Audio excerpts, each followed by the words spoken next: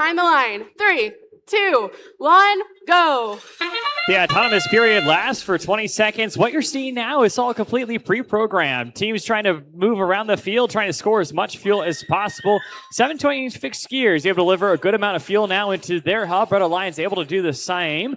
Overbite with his 1094 kilobytes robot heading back into the neutral zone for a second scoring opportunity. Lots of fuel available out here in the center of the field, which felt a little underutilized. Score 16-65 in favor of the Red Alliance, which means blue will get that first dedicated hub shift.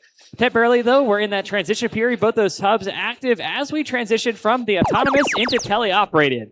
Teleoperated means the human players have picked up the controllers and driving the robots that their team built this season, featuring 7617's robot Firefish. They're now picking up that fuel from their in front of their driver station, hoping to deliver into their hub. Each of those yellow spheres, known as fuel, worth 1 point for their alliance.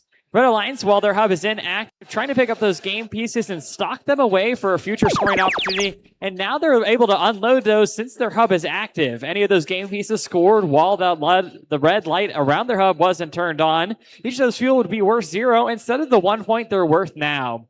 Human players can also contribute to that point total. Red Alliance human players able to put a couple of those in. However, they do need to be loaded by their robots using the outpost, which is a human player station.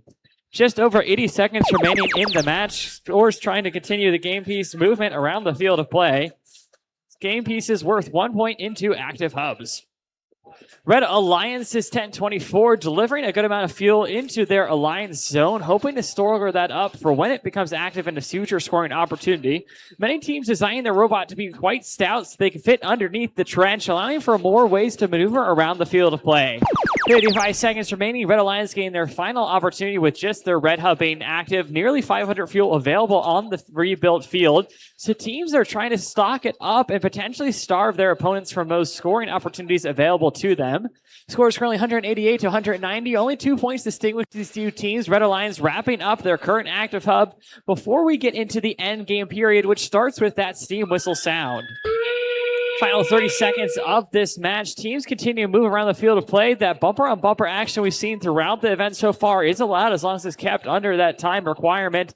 Teams trying to get in final scoring opportunities. Blue Alliance completely distracted by their opponents, trying to pick up those final opportunities of fuel around 50-10, pushing some of that fuel back into their human player station. Just not enough velocity, unfortunately, to get over that hump. Red Alliance continuing to pull ahead in this match with final seconds here, counting them out. And that's all we have for qualification match 17. Stick tight to see how those scores total up. Red Alliance taking a score of 275, where Blue Alliance is 230. Red Alliance getting that energized ranking point threshold, also scoring 3 for winning the match. 461, maintaining their 5th ranked position. Stick tight for qualification match 18 in just a few moments here at the event in Indianapolis.